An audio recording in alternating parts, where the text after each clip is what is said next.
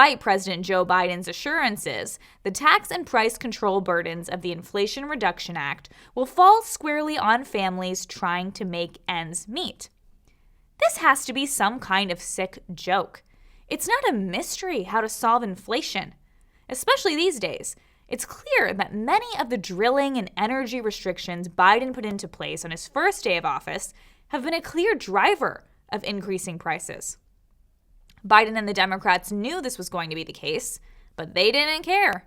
In fact, they were giddy about the prospect of using high gas prices to force people to buy more plug-in electric cars. Watch. Right now, we are witnessing the beginning of one of the most significant events in human history, the clean energy transition. It is long overdue, and it can't progress fast enough.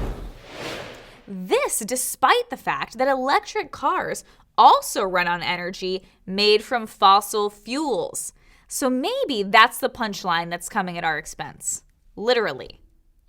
Biden Energy Secretary Jennifer Granholm is the kind to enjoy a good laugh. In Sturgis, Michigan, it is $2.89 a gallon.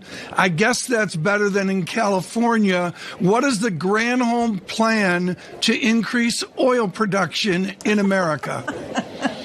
Oh my God, that is hilarious. What this all means is that this law, which made inflation worse, was designed from the ground up to do just that. It's a law written by a room full of people with college degrees, allegedly, lawyers, accountants, experts in taxes and finance. You don't get results like this unless you intended for them to happen. No one can claim they tripped over the carpet and accidentally spilled a bunch of pork and tax increases onto the pages. That's not a conspiracy to say the law was designed to make things worse.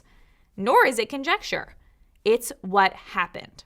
So it looks like future generations of Americans will not be singing the praises of August 16th. In fact, there is nothing about the current administration that they can find praiseworthy. Not only is the process of just getting by more difficult, large swaths of our country are nearly unrecognizable just 2 years prior.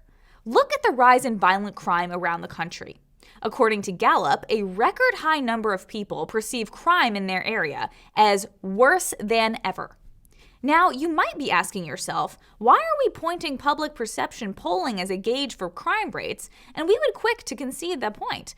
But unfortunately, the DOJ decided to change how they collect crime statistics at the same time Joe Biden became the White House resident.